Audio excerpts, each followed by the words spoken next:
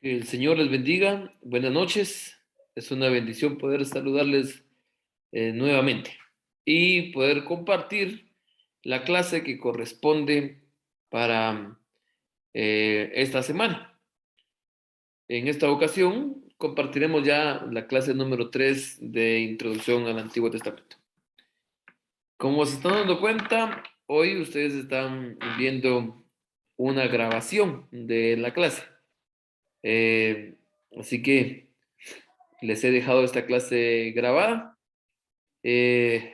Por obvias razones, no podremos hacer algunas pausas y poder permitir que ustedes pregunten o cosas como estas, pero ustedes ya saben que me encuentran siempre en el WhatsApp ahí, en donde me pueden escribir, donde me pueden llamar, en donde me pueden mandar audios y así pueden preguntarme lo que ustedes deseen. Para poder iniciar, quiero poder eh, recordarles algo que ustedes tienen en el sumario con relación a las tareas. Ya saben ustedes que están subiendo sus respuestas al foro. En este momento, pues ustedes ya tuvieron que haber respondido 2 preguntas, ya tuvieron que haberse ganado 6 puntos, ¿verdad? Al finalizar la clase de esta noche, en esta semana, pues nuevamente habrá una tercera pregunta para ganarse 3 puntos más y así sumar 9. Pero el 10 de febrero, como ustedes ven en el sumario, entregan un resumen descriptivo del tema Desarrollo del Antiguo Testamento. Esto basado en el capítulo 2 del libro Introducción a la Biblia de William Barclay, ¿verdad? Este tendrá un valor de, como ustedes ven, un valor de 10 puntos. Entonces, vean qué importante la entrega de este trabajo. El libro de William Barclay, ustedes lo tienen. Yo se los he dejado ahí. Se los voy a mostrar ahorita por acá. Acá está el librito.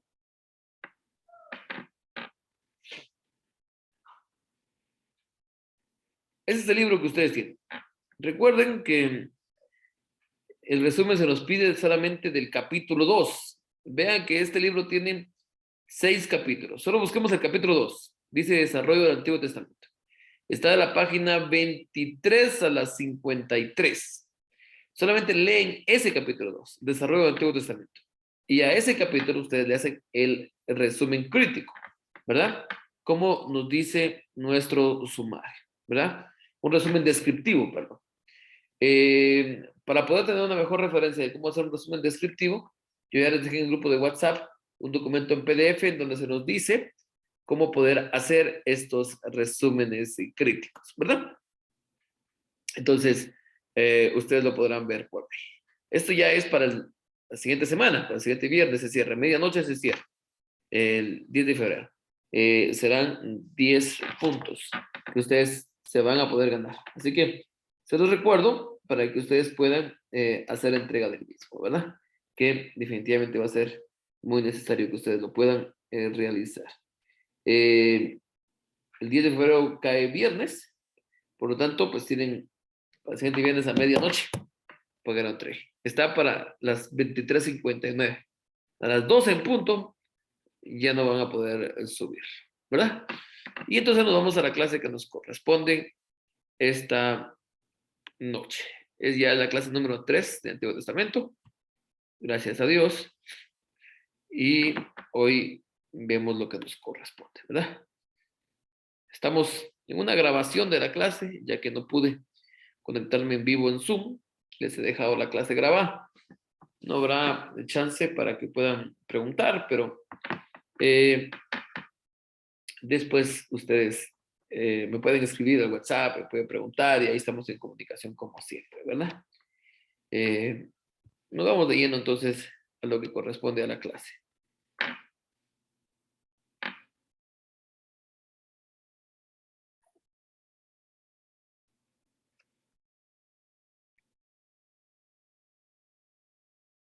Muy bien. La palabra del Señor en Lucas capítulo 4, versículo 20 nos dice, y enrollando el libro, lo dio al ministro, se sentó y los ojos de todos en la sinagoga estaban fijos en él, nos dice, ¿verdad? Eso está en Lucas, capítulo 4 y versículo 20. Entonces, cuando habla de que enrolló el libro, lo enrolló, se lo dio al ministro, se sentó y frente a todos, pues, comenzó a hablar. ¿A qué se trata que está enrollando? Pues el pergamino, en donde están los escritos del Antiguo Testamento, definitivamente, ¿verdad? Todos sabemos, seguramente, y si no, pues lo aprenderemos ahora, que Jesucristo y los apóstoles usaron copias del Antiguo Testamento hechas a mano en forma de rollos. Como muchos saben, y como también ya se los indiqué yo con anterioridad, debemos de recordar que esta temática de tener nuestra Biblia, de tener varios libros reunidos en uno solo, divididos por capítulos, por versículos, es algo sumamente nuevo. Originalmente se tenían pergaminos y estos se enrollaban y se tenían ahí. Por eso es que muchos de ellos tenían que memorizar, porque no es como ahora, que yo busco un versículo y voy al libro, busco el capítulo, el versículo y ahí está. En ese entonces no había esa facilidad. Había que desenrollar y había que buscar ahí lo que uno quería encontrar. No era tan fácil como ahora. Entonces, lo tenían ellos de esa manera, hecho a mano en forma de rollos. Esta clase trataremos de estudiar un poquito sobre los manuscritos del Antiguo Testamento. De esos pergaminos, de esos manuscritos del cual estamos nosotros hablando en este momento. En 2 de Timoteo, capítulo 4 y su versículo 13, encontramos que el apóstol Pablo les está dando instrucciones a Timoteo para que traiga sus libros, ¿verdad? Mayormente, cuando se refiere a los libros, se está refiriéndose a los pergaminos. Posiblemente todos sus libros eran rollos, y eso lo deducimos porque la misma palabra que se utiliza en el griego, esa que se encuentra en Lucas 4, 17 y 20, y también las palabras que se encuentran como pergaminos, tienen el mismo significado.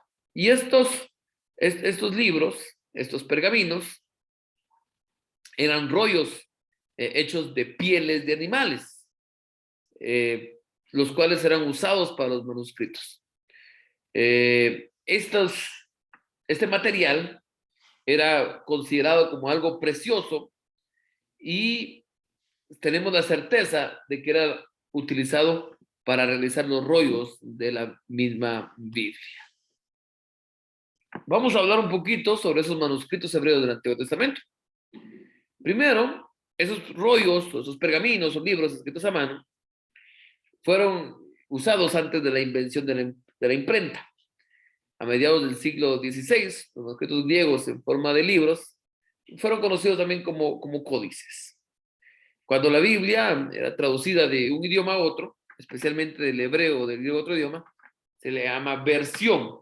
Y por eso que en la actualidad llamamos la versión tal, la versión NBI, la versión Reina Valera contemporánea, porque son, al final de todo, son traducidas de un idioma a otro. Y entonces son conocidas como versiones. Debemos de recordar que todo el Antiguo Testamento ha sido escrito en hebreo. Hay algunas excepciones muy cortas. Daniel 2.4 y al 7.8 fue escrito en arameo. También Esdras 4.8 al 6.18, Esdras 7.12 al 26 y Jeremías 2.11. Pero solamente esas pequeñas porciones fueron escritas en arameo. Todo lo demás del Antiguo Testamento, recuerde que fue escrito en hebreo. Esta es la razón por la cual usted lleva un curso actualmente de hebreo, ¿verdad? Y está en este momento aprendiendo a utilizar ciertas herramientas para poder en su momento, leer, si fuera posible, el hebreo bíblico y así llegar usted a los escritos originales, ¿verdad? Que fueron en hebreo. Nunca se olvide de que cualquier versión que usted tenga en sus manos en la actualidad, que esté en nuestro idioma español, es una traducción, o cualquier otro idioma, inglés o la que sea. El original fue escrito en hebreo. Recuerdo en algún momento estar en un grupo de WhatsApp en donde unos ministros estaban discutiendo por la interpretación de cierto versículo. Entonces de repente alguien dice, por eso hermanos, dice, escribe él, es necesario leer la Biblia en el original, en la Biblia original que es la Reina Valera 1960. Y entonces yo sé que muchos cristianos le tienen un cariño especial a esa versión, pero no se olvide que es una versión, es una traducción. Y es una traducción hecha especialmente para la comunidad española, ¿verdad? Por eso utiliza lenguaje como vosotros y algunos términos como esos. Pero al final de todo es una traducción. La Biblia, especialmente el Antiguo Testamento, originalmente fue escrito en hebreo, ¿verdad? En hebreo. Eso es algo que definitivamente nosotros debemos de recordar, debemos de tomarlo en cuenta. Vamos a aprender en este momento un poquito sobre la preparación. Recuérdese que estos manuscritos que eran utilizados en las sinagogas eran para los judíos algo muy especial. Y la preparación de dicho manuscrito fue realizado siguiendo ciertas reglas, porque para ellos esto era algo muy sagrado. Y entonces tenían ciertas reglas muy rígidas, pero muy importantes, para preparar dicho manuscrito, donde tenían escritos los libros del Antiguo Testamento. La primera regla, el pergamino tenía que hacer de pieles de animales ceremonialmente limpios. ¿Sí? Recuérdese que en el Antiguo Testamento los judíos tenían ciertas reglas en qué animal consideraban ellos puro y que no, ¿verdad? Por ejemplo, definitivamente no podían utilizar las pieles del cerdo, pues para ellos era algo repugnante, impuro. Y así tenían otros animales también. Entonces, la primera regla, el pergamino tenía que ser de pieles de animales ceremonialmente limpios y cosidos unos con otros, ¿verdad? Con cordones igualmente de animales ceremonialmente limpios. Los cordones que iban a utilizar tenían que ser de animales que también fueran limpios. También, en esta primera regla, ese trabajo de preparar las pieles de animales y también de los cordones debía de ser hecho por un judío. Esto era algo muy importante entre las reglas que tenían ellos. Segundo, cada columna debía tener no más de 60 renglones o menos de 48. O sea, el mínimo era 48, el máximo 60 de renglones. Tercero, la tinta con que escribían los pergaminos del Antiguo Testamento era hecha según una fórmula especial y de color negro. Cuarta regla, el escriba, o sea, el escritor, tenía que copiar de un manuscrito auténtico y nunca escribir una palabra de memoria. Habían varias copias. Recuerden que seguramente los pergaminos que estaban utilizando los apóstoles, estaba utilizando Jesucristo mismo en el Nuevo Testamento, eran copias de otras. Difícilmente ellos podían guardar las originales y tenían que estar copiando y copiando y copiando. Recuerden que no había en este momento tecnología como para poder imprimir o para poder sacar copias y guardar libros. Entonces, los pergaminos que tenían que ir haciéndoles sus ciertas copias. Pero había una regla muy importante. El escritor no podía pensar y decir, yo me sé de memoria lo del libro. No, tenía que tener un manuscrito auténtico a la par y de ahí hacer dicha copia, ¿verdad?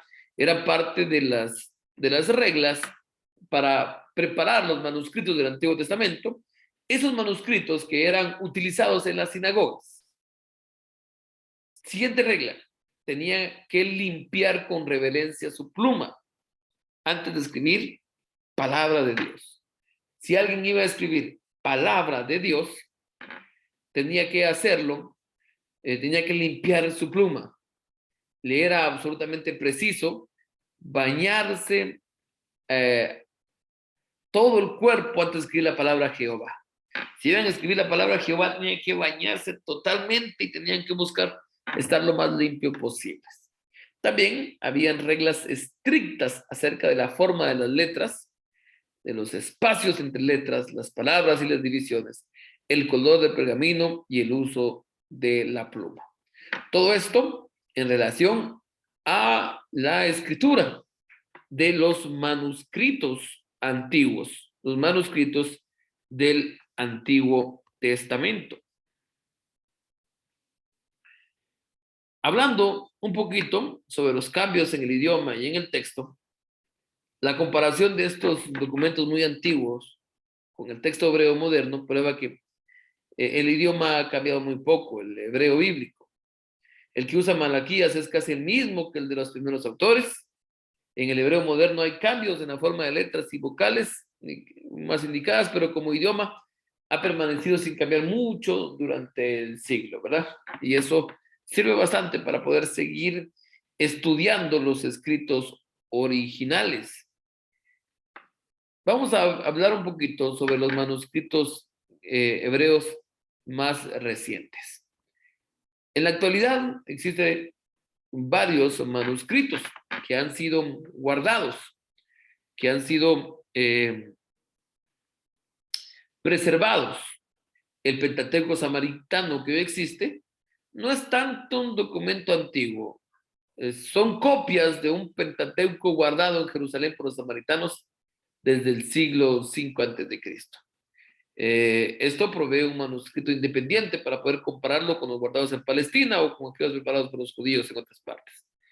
Cuando hablamos del Pentateuco samaritano, entendemos que contiene cambios en la cronología y este Pentateuco está escrito específicamente para aquella comunidad que creció en Samaria. Recuerden ustedes que los judíos y los samaritanos tenían una división bastante notoria y esto se debió desde aquel momento en que existió la división del reino, el reino del norte, el reino del sur, pues dos tribus se quedaron con la capital Jerusalén, ellos fueron considerados como los judíos, y 10 tribus fueron a colocar su capital a Samaria, y fueron conocidos como los samaritanos.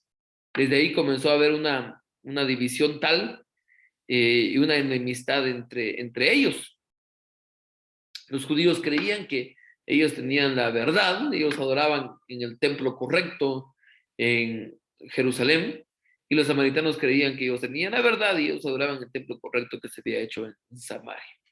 Este Pentateuco samaritano contiene ciertos cambios en la cronología y se nota que ha habido un esfuerzo para justificar la adoración que ellos hacían en el monte Gerizim.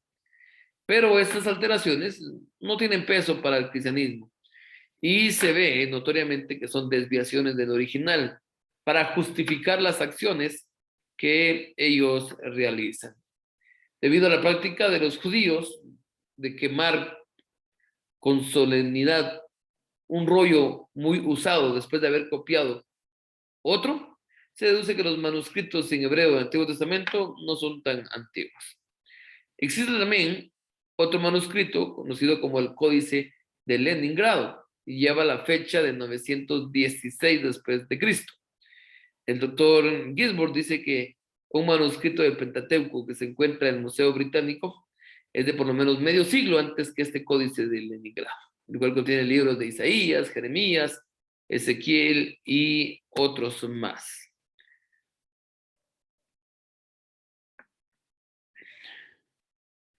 El manuscrito más antiguo de todo el Antiguo Testamento es uno que forma parte de una colección traída de Crimea, una península de allá por la Unión Soviética.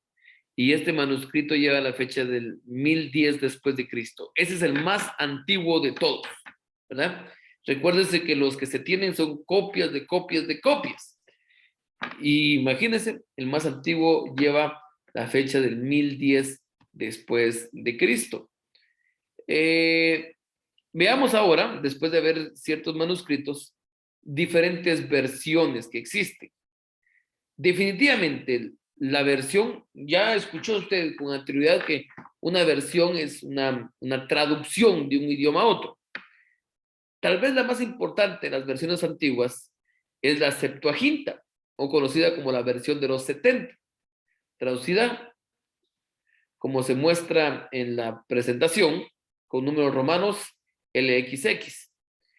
¿Se recuerdan ustedes que según la tradición, más o menos siglo III antes de Cristo, cuando vivían muchos judíos esparcidos por muchas partes, por todos los acontecimientos que habían sido suscitados, en el cual los judíos habían sido llevados en cautiverio a muchos lugares, habían judíos que ya no hablaban su idioma original.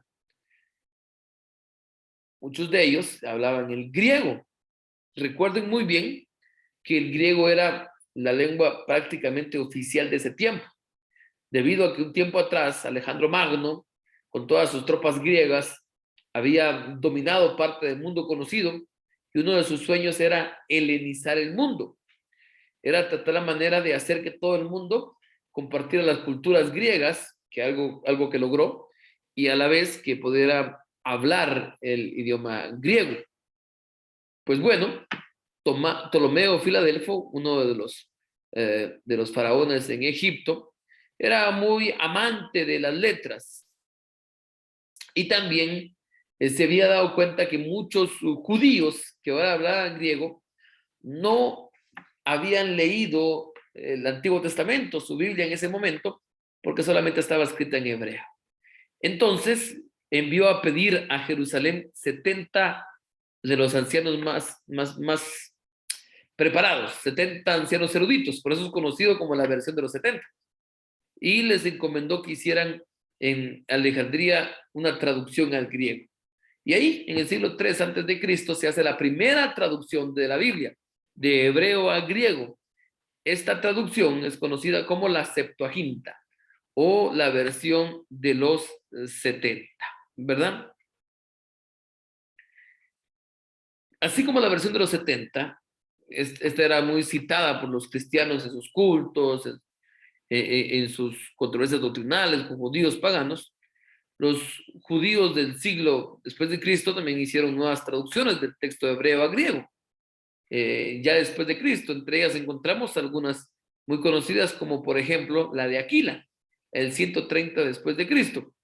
Era una traducción que no era tan literal, pero era una traducción del hebreo al griego, ¿verdad? Entonces, después de haberse sido tan famosa y conocida la versión de la Septuaginta, ya ellos estuvieron intentando hacer varias de ellas. También tenemos la de Teodosio, del 150 después de Cristo. Quizás fue un judío convertido, llegó a ser una traducción muy aceptada. La traducción de Daniel era tan superior a la de los 70, que es el texto encontrado hoy en las copias de la versión de los diferentes siglos. La de Simaco, el 190 después de Cristo, trató de traducir el hebreo a un griego un poquito más idiomático que los otros. Hay otra versión en siriaco. Hay 4 manuscritos en siriaco. La versión curetoniana, la Peshito o Peshita, que es conocido, la arcleniana y la de Palestina, de las cuales la más importante es la Peshita. Esta palabra Peshita quiere decir sencillo, literal, y por eso es muy conocido, porque trata la manera de poder sacar el sentido original de lo escrito, ¿verdad?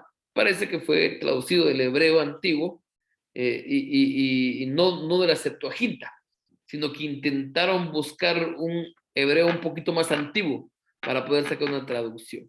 Esta obra es útil para comprender el texto del hebreo antiguo, ¿verdad? Y esta es la conocida, repito, como la Peshita, la traducida del siriaco. También hay códices famosos. La versión más completa, más antigua que existe es el Códice Vaticano, escrito en griego en el siglo IV, consta de 759 hojas de 25 por 26 centímetros de tamaño. Le faltan algunas porciones de Génesis 1:1 al 46:28, Segunda Reyes 2:5 al 7, 10:13, y Salmos 106, 27 al 108, 6. O sea que estos códices que existen, entre ellos, repito, el más famoso el griego, les faltan, no está completa.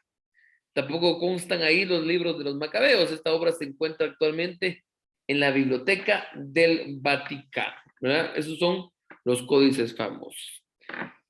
El siguiente manuscrito, según su importancia, es el Códice Sinaítico. Este fue también traducido en griego, de hebreo a griego, y es también del siglo IV. No es tan completo como el Códice Vaticano y fue descubierto en el convento de Santa Catalina, en el monte Sinaí. Recuérdense que muchos de estos manuscritos han sido descubiertos por excavaciones arqueológicas o por búsquedas que se han realizado. El manuscrito, el Códice Sinaítico, se encuentra en el Museo Británico de Londres. Luego viene el Códice Alejandrino del siglo V y escrito en griego. En sus comienzos fue de propiedad de la Cámara Patriarcal de Alejandría y fue llevado a Constantina por el patriarca Cirilo.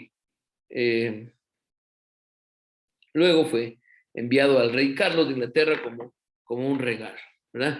Este es el Códice Alejandrino.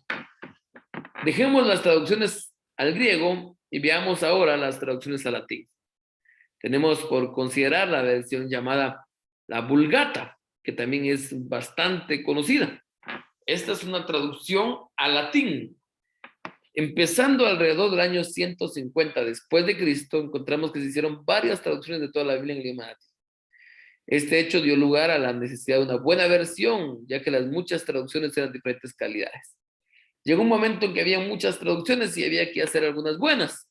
Y ahí es donde aparece en el periodo 390-5 Jerónimo, que era un buen conocedor del hebreo, hizo una versión muy buena que llegó a ser llamada la Vulgata.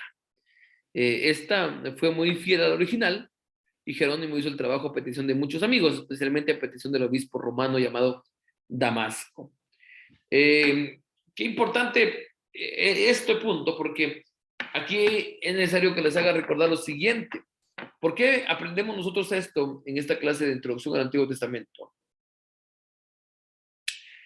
El teólogo, el que se está preparando en teología, a veces me preguntan o me dicen los que están estudiando teología, hermano, ¿cuáles son las versiones más recomendables para leer? ¿Verdad? Y la respuesta es la siguiente. Todos los teólogos, los que estamos preparándonos en teología, debemos de leer las versiones más antiguas posibles porque están más llegadas a la realidad. Existen en la actualidad muy buenas traducciones con lenguaje sencillo. La NTV, la NBI, la Dios habla hoy. Esas están bien para recomendárselas a aquellos cristianos nuevos, para que tengan un mejor entendimiento. Pero nosotros que estamos preparándonos en estudios teológicos, debemos de poder cada vez más acercarnos a los escritos más llegados al original. Recuerde que toda versión es una traducción, entonces mientras más llegamos al original, podemos sacarle el jugo mejor a lo que nosotros estamos leyendo, ¿verdad? Y es por eso, esa es la razón, por ejemplo, de que nosotros estamos estudiando hebreo, ¿verdad? Para que usted tenga las herramientas y pueda hacerlo en su momento, ¿verdad? Nos damos cuenta acá que la Vulgata es muy fiel a la original. Jerónimo hizo el trabajo a petición de muchos amigos y es una traducción que trata de llegar más fiel al original posible, ¿verdad? Cuando se estudia la literatura antigua, se aprende del poeta latino Virgilio, del poeta griego Homero, de los filósofos griegos Platón, Aristóteles y otros. Todos esos escritos son aceptables, ¿verdad? Y la gente que le gusta leer esta literatura antigua, pues los estudia como un material auténtico y sin ninguna dificultad, ¿verdad? lee lo de Platón, Aristóteles y entiende que son escritos originales. Todo esto a pesar que ni uno solo de esos documentos tiene más de 4 manuscritos existentes hoy como prueba de su origen. No tiene más de 4.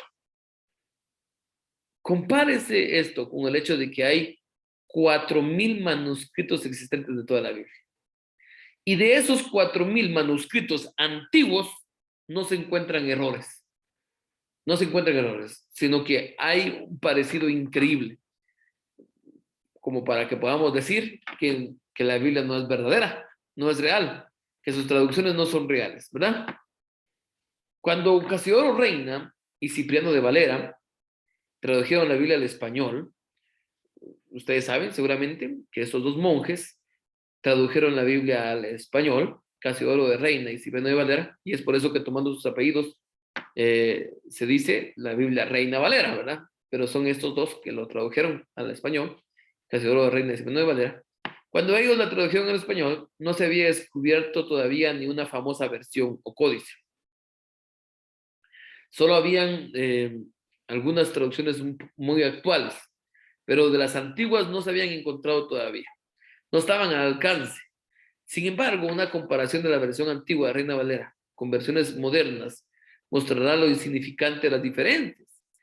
Y entonces uno se da cuenta del gran poder de Dios para poder encontrar que no hay errores en las traducciones, que son muy llegados al original. Y esto es para que nos podamos dar cuenta nosotros de lo que Dios hace, ¿verdad? La inspiración del Antiguo Testamento.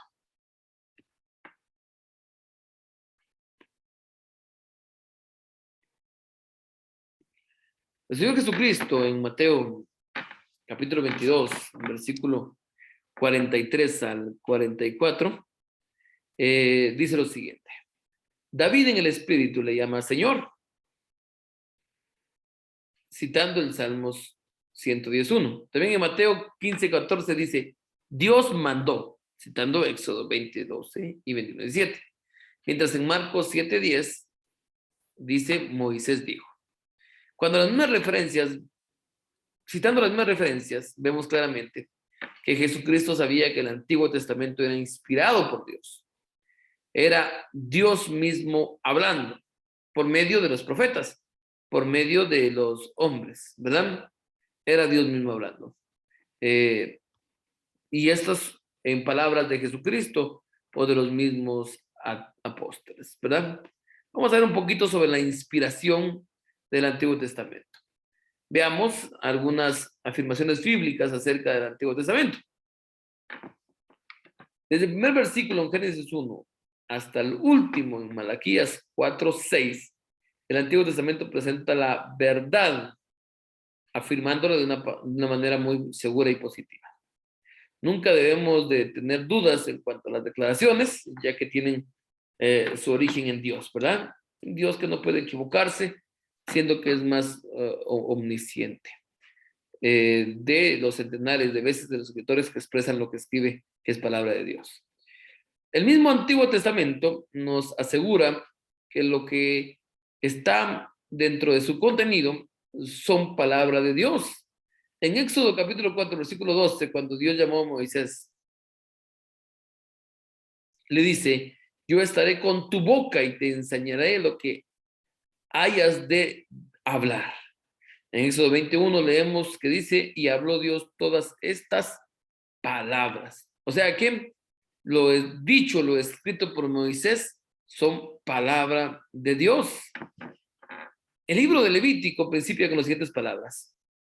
Luego llamó Jehová a Moisés y habló con él.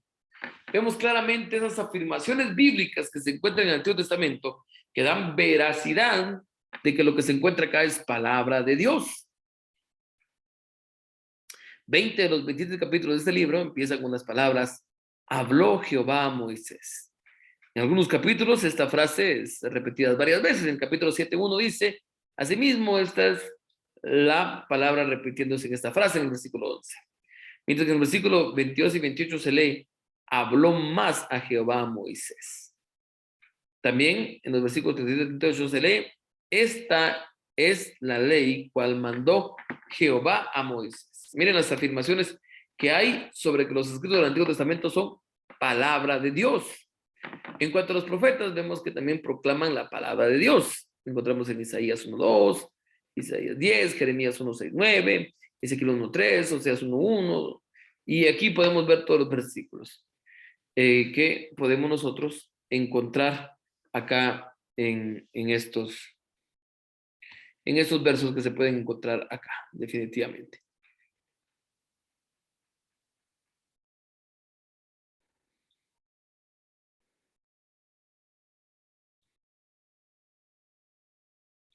Ahora vamos a ver. Se me salió hasta aquí.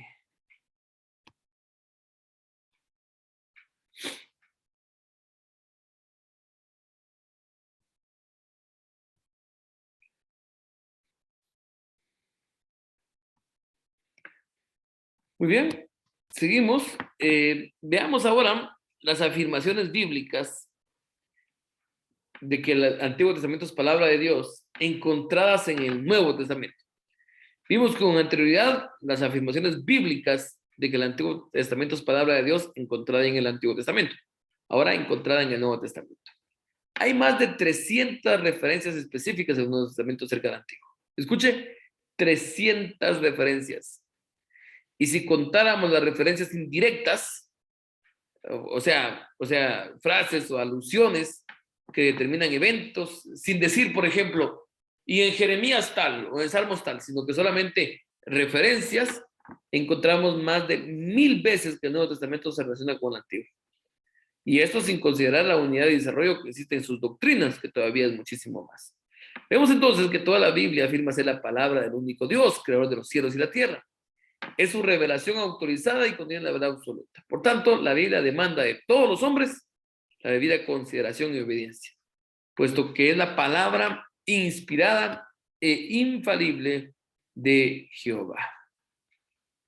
Tratando de comparar las escrituras con los libros apócrifos, la consistencia de la inspiración se ve fortalecida cuando comparamos el contenido de una porción bíblica con pasajes de los apócrifos. Ustedes, no quiero perder mucho tiempo hablando de los libros apócrifos, ya que usted ya investigó en la semana el significado y cuáles son los libros apócrifos, ¿verdad? La pregunta que tenía que responder en el foro se relacionaba a eso, entonces usted ya sabe el significado y cuáles son, ¿verdad? Y saben ustedes que estos libros apócrifos no los tenemos nosotros, los cristianos evangélicos, en nuestra Biblia, pues consideramos que hay mucha duda para poder entender que son inspirados. Los cristianos católicos sí lo tienen en su Biblia, más nosotros no. Pero hay una diferencia bastante grande. Hay una diferencia bastante grande. Creemos nosotros que los libros que tenemos, que son considerados como inspirados, tienen una diferencia muy grande de los mismos libros apócrifos. Daré unos ejemplos en este momento. Como creyente renacido, regenerado por la fe en el Señor Jesucristo, leemos la Biblia y el Espíritu Santo da testimonio de que lo que estamos leyendo fue inspirado por Dios, ¿verdad? Porque lo que leemos nos enseña, nos redarguye, nos corrige, nos lleva por un camino de justicia, nos prepara para servir a Dios, definitivamente. Pero los libros apócrifos son muy mitológicos. No resulta que pareciera palabra de Dios, pareciera que nos deja el corazón muy frío. Vamos a poner unos ejemplos. Usted puede leer como ejemplos en la Biblia. Nacar Colunga dice lo siguiente. Tobías 6, del 1-9, suena Macabeos. Y nos podemos preguntar, ¿nos redarguye? ¿Me perfecciona? ¿Me lleva por caminos de justicia? ¿Me prepara para servir a Dios? Al leer este tipo de párrafos, de pasajes en estos libros, podríamos preguntarnos, ¿nos redarguye? ¿Nos perfecciona? Por ejemplo, al leer Tobías 6:1-9, dice que el humo del corazón de un pez quemado ahuyenta a los demonios según la palabra del arcángel Rafael.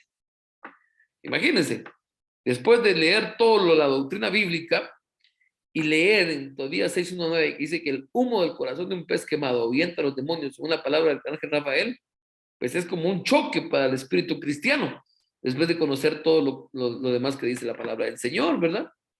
Lo mismo pasa, por ejemplo, cuando leen Macabeos 12:43 acerca de que Judas, uno de los macabeos, dice, habiendo recogido una colecta que mandó hacer, 12,000 dracmas de plata, la envió a Jerusalén a fin de que éste ofreciese un sacrificio por los pecados de los difuntos, teniendo como tenía buenos y gloriosos sentimientos acerca de la resurrección, ¿verdad? Entonces, mire, a pesar de que no se encuentra en este libro de Cameos ningún escrito hebreo, porque si usted leyó el significado de los libros apócrifos, y usted se recuerda lo que hablamos también en la clase pasada, recuérdese que los libros originales que están en las Biblias hebreas son los que son reconocidos por inspirados en nosotros los géneros evangélicos.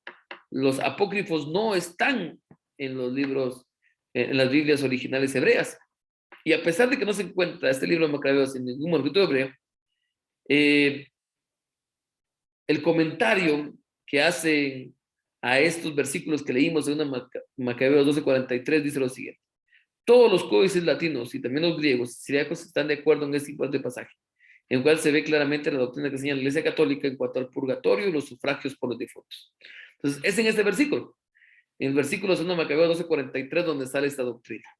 Habiendo recogido en una colecta que mandó hacer, 12,000 dracmas de plata la envió a Jerusalén a fin de que se ofreciese un sacrificio por los pecados de los difuntos, teniendo como tenía buenos y religiosos sentimientos acerca de la resurrección.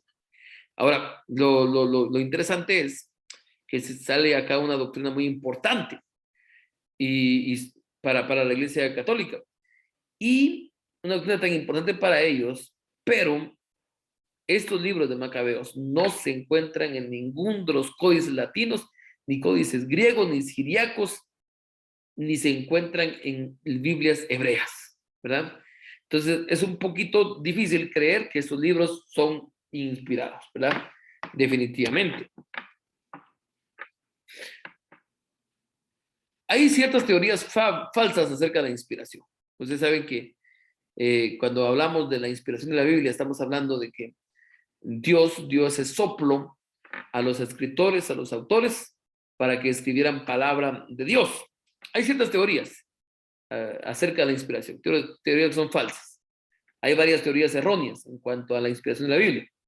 Hemos explicado bien lo que es la inspiración, no debe ser difícil distinguir lo que no es, pero vamos a ver aquí algunas falsas teorías sostenidas todavía en el mundo.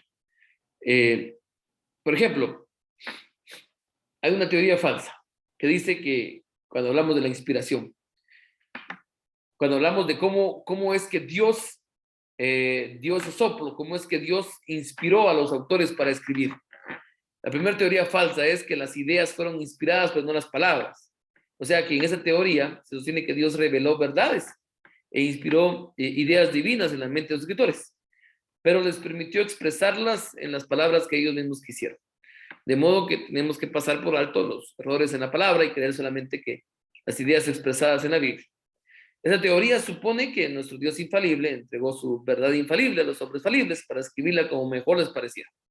De modo que el Dios que nunca falla es autor de un libro con fallas y errores, porque según esta teoría, Dios ha permitido que los hombres puedan colocar sus errores ahí. Y definitivamente esa teoría no es correcta, pues sería lo mismo que decir que los escritores bíblicos usaron una inspiración natural como los poetas, ¿verdad? Y no hay menor autoridad ni apoyo en la Biblia para tal criterio, así que creemos que esa teoría definitivamente es falsa.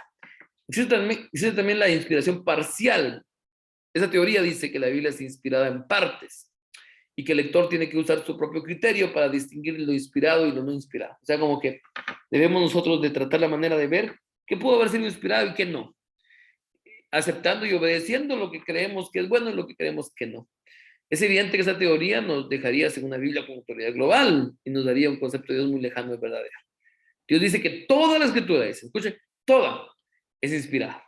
Si no fuera así, pues fuera un engaño. O sea que esta teoría de la inspiración parcial también es falsa.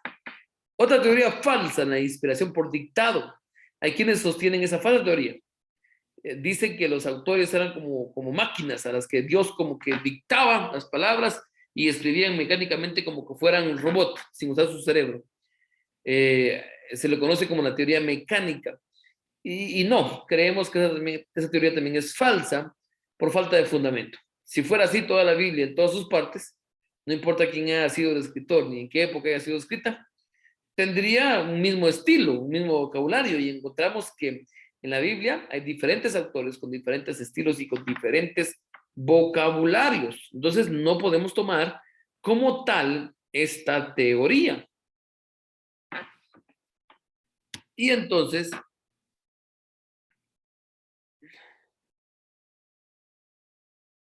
perdón, debemos llegar a la verdad, y es que Dios inspiró a los autores humanos, los guardó de error. Sí, empleó sus mentes y sus talentos individuales para que tengamos un libro monótono en cuanto a estilo. Vemos, no es monótono en estilo, sino que vemos los caracteres particulares de todos los escritos y cómo el Espíritu Santo obra para crear un libro divino, exento de error. En vez de que el Espíritu Santo anule o ponga a un lado los talentos y las mentes de doctores humanos, los usó como canales para cumplir su propósito, tal como es su manera de realizar la obra espiritual con los hombres hoy en día. Y así fue como se dio la inspiración en los escritos de la Biblia. Estamos llegando a la conclusión. Recuerde que esta noche usted vio una clase grabada. No pude estar en vivo para compartir la clase de Zoom, pero después usted puede contactarme ahí por WhatsApp, como siempre lo puede hacer. Usted puede usar el grupo o puede escribirme a mi número personal, escribirme, mandarme un audio, llamarme, como usted desee. Esta semana usted ingresa a la plataforma y va a entrar a este curso, y en la pestaña de foros va a contestar la pregunta que dice: ¿ha experimentado usted que la Biblia es útil conforme a 2 de Timoteo 3, 16, 17? Y con sus propias palabras deja ahí la respuesta. Le recuerdo la importancia de contestar los foros. Espero que usted los esté contestando. Son 3 puntos por cada pregunta. Y si usted lo está haciendo bien, pues hasta el momento pues, tiene que ir ahí ganándose los puntos correctos, y es necesario que usted lo haga. No se olvide del resumen que tiene que entregar la siguiente semana, ¿verdad? Espero en Dios poder verles nuevamente de manera virtual el siguiente viernes, y como les comparto constantemente, estoy para servirles. Ahí estoy en el WhatsApp. A veces no contesto muy rápido por las ocupaciones que tengo, pero ahí me quedan los mensajitos y en su momento pues yo llego a poder contestar. Soy yo.